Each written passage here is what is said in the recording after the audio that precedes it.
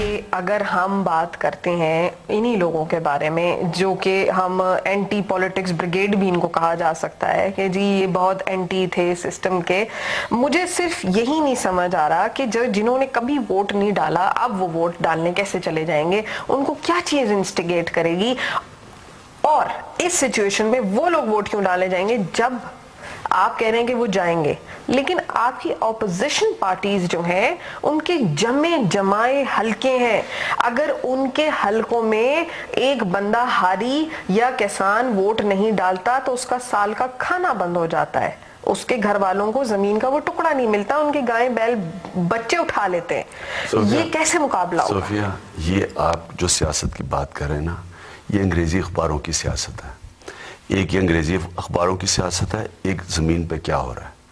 میں نے ایک حلقہ بنایا ہے، ایک دیہاتی حلقہ، اس کو میں نے ڈیولپ کیا اور ریکارڈ ووٹس لیے جب میں جیتا۔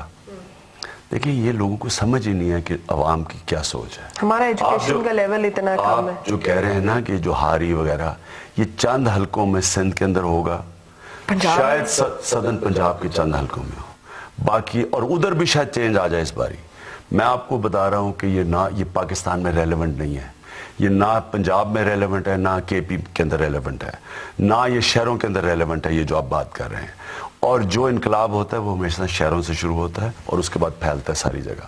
تو اس لیے آپ کو یہ یاد رکھنا کہ جب تبدیلی شروع ہوتی ہے، ہمارے سامنے آیا تھا ایک انقلاب 1970 میں ہمارے سامنے آیا تھا، وہی ایسی طرح کی باتیں کرتے تھے کہ جی یہ، اور تب تو فیوڈلزم انٹرنچ تھی، پنجاب میں فیوڈلزم تھی، لیکن جب ایک چینج کی ہوا چلتی ہے اس کو سامنے کوئی نہیں کھڑا ہوتا۔ آپ نے کہا نا جی، آپ نے کہا کہ جی کیوں کریں گے یہ؟ اس لیے کریں گے پہلی دفعہ پاکستانیوں کو خوف ہے کہ ہمارا ملک تباہ ہو رہا ہے، کیا سروائیو کرے گا؟ پاکستان فیلڈ سٹیٹ میں نمبر 10 پہ پہنچ چکا ہے، ہر چیز بتا رہی ہے کہ پاکستان فیلڈ سٹیٹ پہ جا رہا ہے، نہ ریلوے چل رہی ہے، نہ پی آئی اے چل رہا ہے، نہ وابڈا چل رہی ہے، نہ گیس ہے، نہ بجلی ہے، نہ روزگار ہے، لوگوں کو خوف ہے پاکستان۔ جب آپ ٹرانسپورٹ کے ایک ٹائکون کو آپ ریلوے کا منسٹر بنائیں گے تو یہی ہوگا۔ پی آئی اے کو بٹھانے کی اگر ہم باتیں کر رہے ہیں تو ابھی ایک نئی ایئر لائن سننے میں آ رہا ہے، مطلب میں بھی اخباروں میں پڑھ رہی ہوں جس کی انویسٹیگیشن باقی ہے، انڈس ایئر کے بارے میں سن رہے ہیں کہ جی آ رہی ہے، اس کے بڑے بڑے لوگوں ان کے وہ ہیں۔ اچھا چلیں، اب اگر ہم واپس ٹو دا پوائنٹ پہ آتے ہیں کہ ہم پھر سے الائنسز اور کوالٹی آف کینڈیڈیٹس کی بات کرتے ہیں، کیونکہ الیکشنز میں کامیابی جو ہے آپ کو حاصل ہو سکتی ہے اپنی ایک تو الائنس جو کہ آپ کہہ رہے ہیں کہ ان لوگوں سے کریں گے جو آپ کو محسوس ہوگا کرپٹ نہیں ہے، کوالٹی آف کینڈیڈیٹس کی اگر ہم بات کرتے ہیں ان سے بھی یہ دو فیکٹرز ہوتے ہیں۔ تو اب جب آپ سب کو سسٹم کو کہہ چکے ہیں کہ کرپٹ ہے، تو اب آپ کے کوالٹی کینڈیڈیٹس کہاں سے ہو گئے ہیں؟ دیکھیے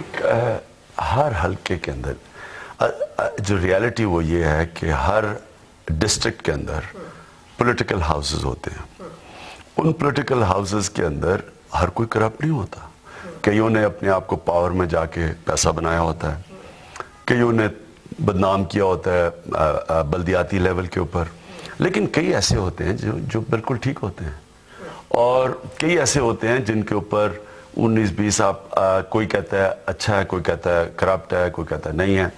تو یہ 19-20 بھی الائنس میں آ سکتے ہیں۔ ایک طرف تو بلیک اینڈ وائٹ ہے، ایک ہے شیڈز آف گرے، اس کے اندر بہت لوگ بستے ہیں۔ ہاں تو اب آپ شیڈز آف گرے پہ جائیں گے۔ ایک کرپٹ سسٹم کے اندر ایک جو ہمارا معاشرہ کرپٹ ہے، جس کے اندر آپ ایماندار ہونے کی کوشش بھی کریں تو آپ کو معاشرہ نہیں ہونے دیتا۔ تو مطلب خان صاحب اس دفعہ شیڈز آف گرے میں ڈھونڈیں گے لوگوں؟ ہم اس باری بھی نہیں، اس سے پہلے بھی ہم شیڈز آف گرے کو ایکسیپٹ کرتے تھے، ہم صرف بلیک اینڈ وائٹ کو نہیں کرتے۔ اب آپ کا ووٹر نہیں بھاگے گا جس نے ہمیشہ کرپشن یا اینٹی نعرہ لگایا ہو اور کہا ہو کہ جی سیاستدان کرپٹ ہیں، سسٹم کرپٹ ہے، خراب ہے، اب آپ کا ووٹر نہیں جائے گا؟ آپ اپنے ووٹر کو انڈر ایسٹیمیٹ نہ کریں، ہمارا جو ووٹر ہے وہ بڑا عقل مند ہے۔ سر اگر اتنا عقل مند ہوتا تو آج بڑی بڑی پارٹیاں یہاں پر بار بار گھوم گھوم کے رول کر کے آ رہی ہیں، تو اتنا عقل مند نہیں ہے؟ نہیں، عقل مند تو ہے، اکثریت تو ووٹ ہی نہیں ڈالتی، تو میں آپ کی اکثریت ووٹ نہیں ڈالتی کیونکہ وہ سمجھتی ہے کہ چوائس ہی کوئی نہیں۔ میں آپ سے یہی بات کہہ رہی تھی کہ اگر اکثریت ووٹ نہیں ڈالتی تو وہ آپ کو ووٹ کیوں ڈالے گی؟ وہ اس لیے ڈالے گی کہ ان کو چوائس مل جائے گی، پہلے ہماری اکثریت کو چوائس ہی نہیں تھی، وہ کس پہ ڈالتے؟ اور کسی نے کہا جی کہ جمشید دستی کو ووٹ ڈال دی، لیکن کسی نے سوچا کہ چوائس کیا تھی؟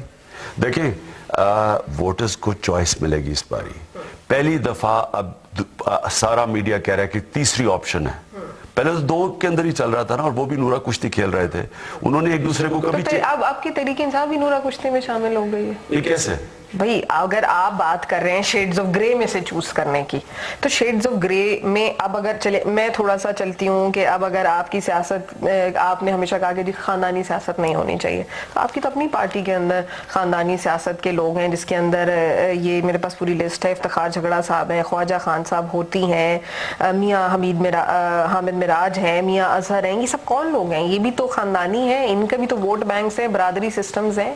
دیکھیں آپ جو باتیں کر رہی ہیں نا, اس کا مطلب تو یہاں پولیٹکس کوئی کر ہی نہیں سکے گا.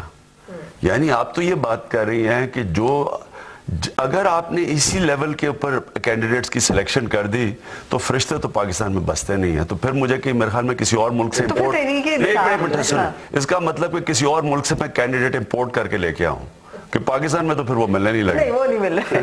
تو ایک منٹ یاد رکھیں, پاکستان میں فرق کریں. ایک وہ لوگ ہیں جنہوں نے پاور میں آ کے سسٹم کو کرپٹ کیا, اصل جنگ ان کے خلاف ہے. ایک وہ واسٹ عوام ہے جو ایک کرپٹ سسٹم کی وجہ سے کرپٹ ہوئی ہے. اگر یہی لوگوں کو اب دبئی بھیجتے ہیں, باہر بھیجتے ہیں, انگلینڈ امریکہ بھیجتے ہیں, بالکل صحیح رہتے ہیں وہاں, ایک انصاف والے سسٹم میں یہ ٹھیک چلتے ہیں. ایک وہ لوگ ہیں جو جیسی یہ سسٹم ٹھیک ہوگا یہ ٹھیک ہو جائیں گے. اس لیے آپ جب یہ بات کرتے ہیں نا کہ جو وہ میاں اظہر ایک کلین انسان ہے, ان کے جو بھی چاہے جاننے والے ہیں, جو ان کو مانتے ہیں نہیں مانتے, سب کو پتا ہے, ان کے مخالف بھی ایماندار آدمی ہے, اسی ایماندار آدمی ہے. کئی ایسے کینڈیڈیٹس آئیں گے جن کے اوپر 4 لوگ کہیں گے برے ہیں, 6 لوگ کہیں گے اچھے ہیں. ہم بیسکلی کرائیٹیرین اپنی پارٹی کے اندر سیٹ کر رہے ہیں. ہمارا پارلیمنٹری بورڈ ہوگا, یہ آسان کام نہیں ہے.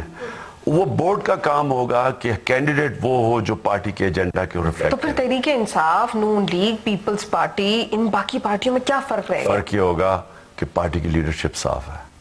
فرق یہ ہوگا کہ ہم جو کینڈیڈیٹ ہوگا الیکشن لڑنے سے پہلے اپنے ایسٹس ڈکلیئر کرے گا. فرق یہ ہوگا کہ ہمارا جو سیل ہوگا وہ اپنے کینڈیڈیٹس کے ایسٹس انویسٹیگیٹ کرے گا, کنسیل نہیں کیے. فرق یہ ہوگا کہ ہم خود ہی ان کینڈیڈیٹس کو الیکشن نہیں لڑنے دیں گے جو ہمارا سیل یہ پتا چلوائے گا کہ ان میں کنسیلمنٹ ہے یا انہوں نے کوئی بہت کرپشن کی ہوئی ہے. یہ ہم خود اپنے کینڈیڈیٹس کو ویٹ کرے گا ہمارا پارلیمنٹری بورڈ. پارٹی کے اندر کوئی بھی آ سکتا ہے, لیکن اصل ہوتا ہے کہ پارٹی کو ریپرزینٹ الیکشن لڑنے ٹائم پہ کون کرے گا, یہ فرق ہوگا اس میں. آپ کی پارٹی کے ایک اور بھی کینڈیڈیٹ ہیں, اعجاز کر کے ان کا کچھ نام ہے, وہ پنڈی سے شاید ہیل کرتے ہیں, ان کے اوپر بھی کافی ایلیگیشنز ہیں, نون لیگ سے نکالے جا چکے ہیں کہ جی انہوں نے کرپشن کیا تھا تو وہ نکال دی گئے, تو وہ تو آپ کی پارٹی. نون لیگ سے کوئی کرپشن سے نہیں نکل سکتا. یہ ایسی نہیں, انہوں نے انجم وکیل کو نکالا ہے. انجم وکیل کو کدھر سے نکالا ہے؟ انجم وکیل ابھی بھی ان کی پارٹی میں ہے, وہ تو بلکہ ڈیفینڈ کر رہے ہیں. ان کے ایم این ایز آ کے ڈیفینڈ کرتے ہیں انجم وکیل کو. دیکھیں نون لیگ میں کرپشن سے کوئی نہیں نکل سکتا کیونکہ ان کی لیڈرشپ خود کرپٹ ہے. آصف پیپلز پارٹی سے کوئی کرپشن سے نہیں نکل سکتا کیونکہ آصف زرداری خود کرپٹ ہے. یہ پوائنٹ میں آپ کا بائی کر لوں گی کہ صحیح بات ہے کہ ٹھیک ہے. یہ کہنا کہ ان کی پارٹی میں سے کوئی کرپشن سے کیسے نکل سکتا ہے کوئی؟ وہ کہیں گے جی اپنی پہلے تو ذرا بتائیں نا کہ آپ کے اربوں روپے باہر, ڈالر باہر کیسے پڑے ہوئے ہیں, کیسے نکال سکتے ہیں کوئی؟